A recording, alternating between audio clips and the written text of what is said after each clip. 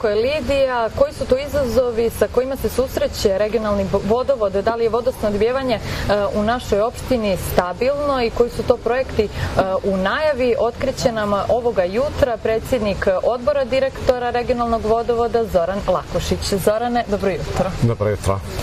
Evo, regionalni vodovod uradio je sve da bi obezbijedio dovoljne količine vode i stabilno vodosnabdijevanje Crnogorskog primorja tokom ovih ljetnih mjeseci kada nam je to zaista potrebno. Pa evo da čujemo od vas kakva je trenutna situacija i da li sve teče planiranom dinamikom. Regionalni vodovod je sa pripremom za ovu ljetnu turističku sezonu počeo krajem 2024. godine. Preduzeli smo sve mjere kako bi omogućili da ovo ljeto protekne što se tiče vodosnabdijevanja bez većih problema. Ali nažalost u ovom trenutku imamo nepovoljne hidrološke uslove koji su nas pratili u junu, a također pratili nas i u julu mjesecu. Što se tiče samog vodosnabdijevanja, u ovom trenutku ono je stabilno i mi bez problema isporučujemo tražene količine vode lokalnim vodovodima na Crnogorskom primorju.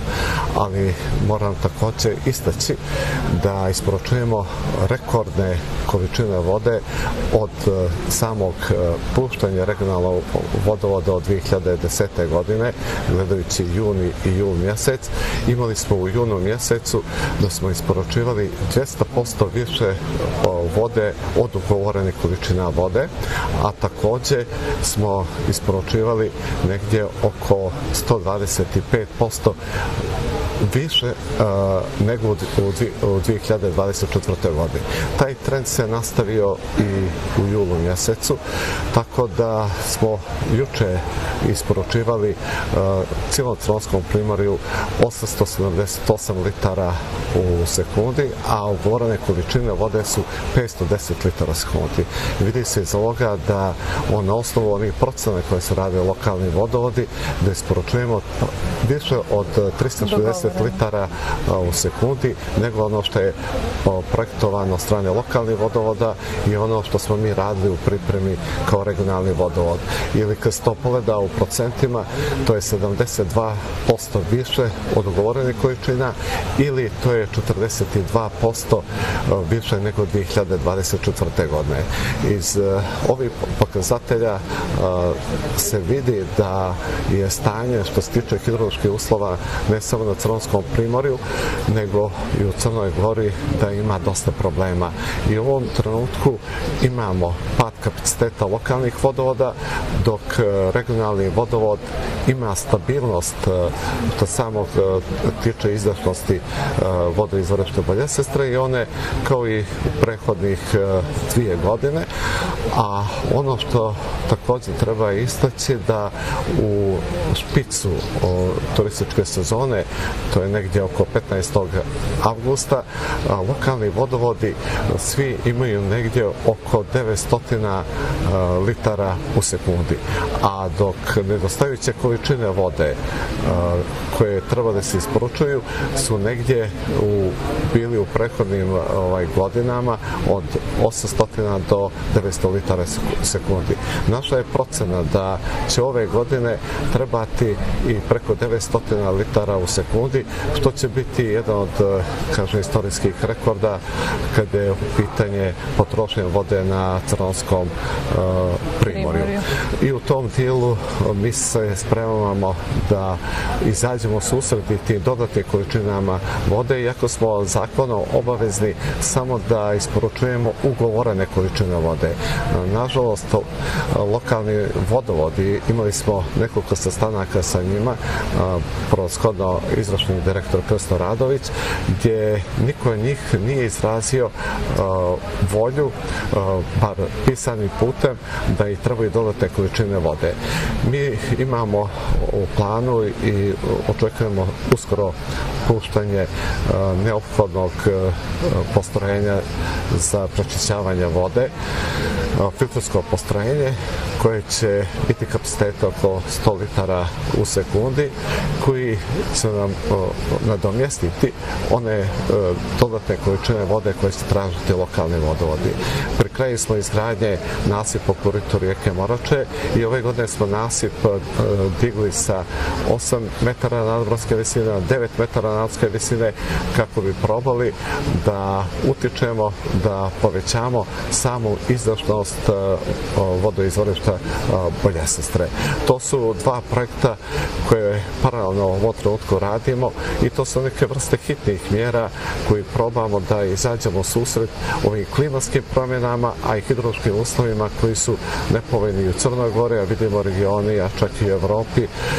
Vidimo da probleme sa snabdevanjem sa vodom imamo i u nekim gradovima kao Nikšić. Vidimo da su čak stavljene vode na negdje iznad 2200 metara po prvi put od kad postoje na Žabljaku, da je izvor presušio. Sve to govori da se nalazimo u jednom veoma turbulentnom izazovnom periodu koji se nadam da ćemo prevazići zajedno sa lokalnim vodovodima. Mi ćemo djelovati kao jedan sistem i da ćemo prebroditi i ovo ljeto kao što smo i prethodnih 15 godina gdje smo bez problema isporučivali tražene količine vode lokalnim vodovodima. I jest da smo u 2024. godini imali manjih problema kada je isporuka vode, kada je u pitanju opština Bar. I ono što smo također planirali dugoročno da se ne bi ovakve stvari događale, a to je da smo krenuli u jednom projektu, a raspisali smo tender za izradu idejnog projekta za postrojenje od 500 litara u sekundi, da bi dugoročno obezbijedili i da sve ove uslove koje imamo u ovoj godini, u narednim godinama, bez problema prevaziđi. Tako da očekujem da već naredne godine krenemo taj jedan ozbiljni projekat koji je imao zastoj zbog organizacionih problema u regionalnom vodovodu i zbog obstrukcije prethodnog menadžmenta, odnosno izvršnog direktora, a koji su i jedan od razloga smijenjeni upravo iz toga što nisu radili na tom projektu, da ne bi ove godine imali bilo kakve strepnje da Crnogorsko primorje mora imati dovoljne količine vode. Ono što nas svakako raduje jeste da je u ovom trenutku stabilno vodosnabdijevanje. Ja vjerujem da će tako ostati u narednom periodu. A kakva je trenutna situacija? Eto, pomenuli smo vodoizvorište Boljesestre. Znamo da je godinama unazad, pa evo i prošle godine smo o tome dosta puta pričali, da se nelegalno vadi šljunak iz korita rijeke Morače. Kako je trenutno stanje kada je izdašnost izvora u pitanju i prijeti li na primjer restrikcije vode tokom sezone? Eto, negdje sam pročitala da se uvodi video nadzor, vjerujem da će to donekle možda malo smanjiti tu nelegalnu eksploataciju šljunka. Evo, vi ste u pravu i samo naime ste sasvim i precizno istakli da je osnovni problem koji je nastao vezano sa samim vodoizvorištem Boljesestre jeste nelegalna eksploatacija u koritu rijeke Morače koja se odvijala 15 godina i to je jedan veliki zločin koji je napravljen prema samom rijeci Morači, koritu i njenim obalama, gdje je vršena nemilosrdna devastacija i gdje smo imali organizovani kriminal u produženom trajanju i koji je 2023. godine odlučnom akcijom države zaustavljen i to je ono što nam je pomoglo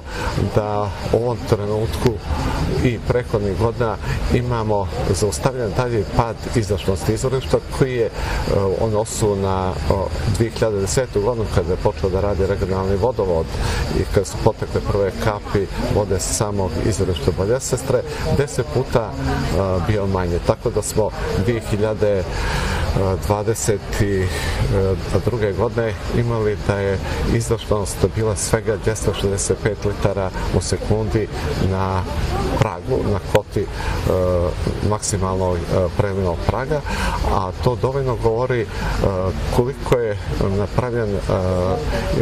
napravljena devastacija ne samo korita rijeke Morače, nego samo izvorište Boljesestre. Ako se zna da je 2005. odnosno 2006. Izdašnost samog izvorišta Belje Sestre bila 2600 litara u sekundi.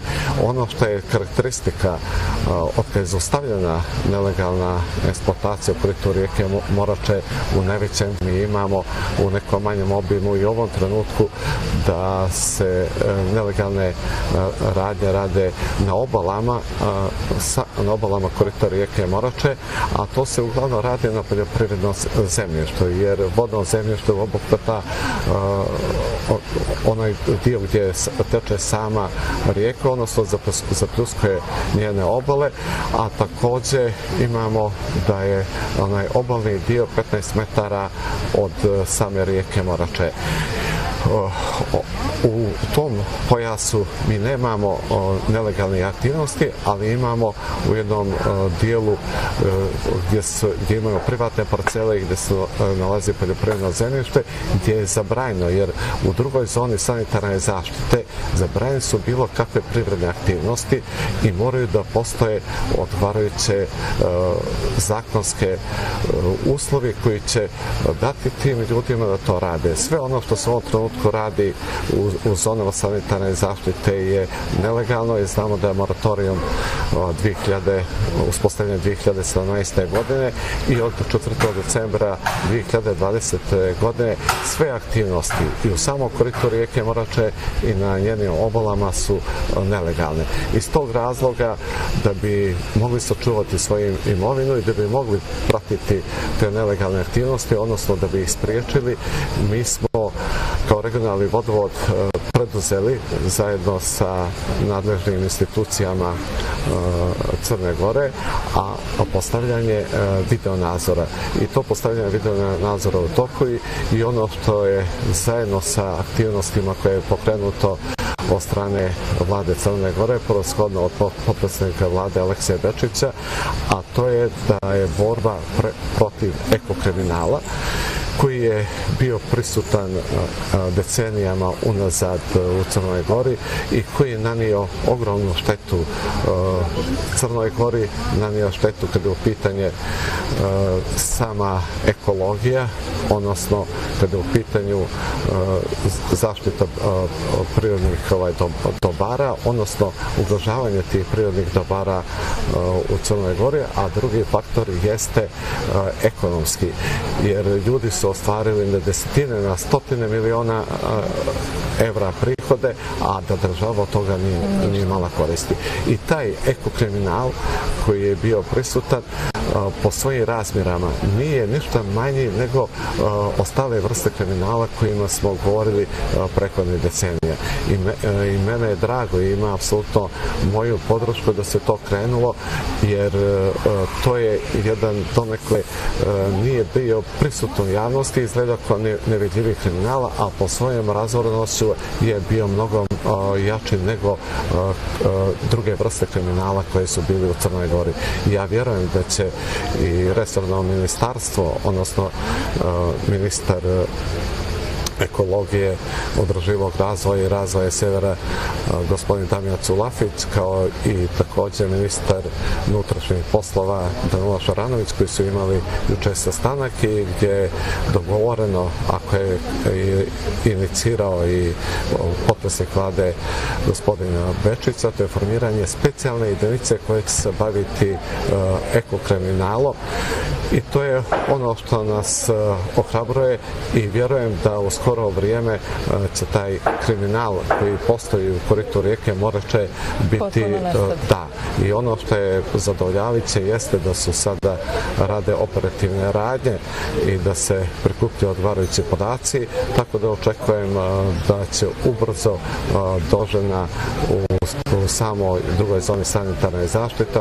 Evo, dovoljno ću reći da danas Morače ima samo jedan krak, neka je imala dva, izmiljeno to korito rijeke Morače, i kad se sve to ima u vidu, ogromno je to zločin koji je napravljen i prema Crnoj Gori i prema ovom narodu, a prema također prirodnim ljepotama Crne Gore i također životnoj sredini u Crnoj Gori i u samom koritu rijeke Morače.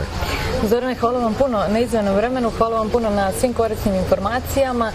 Naravno, nama je drago što je sada sve u redu, nadamo se da će tako ostati do kraja ljetne sezone i naravno kasnije kada svi turisti odu iz našeg grada i mi vam želimo naravno puno sreće u daljem radu. Hvala i vama, bilo mi je zadovoljstvo da budem jutros gost u vašoj cijenjenoj emisiji. Hvala još jednom. A mi idemo kratko na Libiju, a onda se ponovo vraćamo ovdje. A ja ću se vama, dragi gledalci,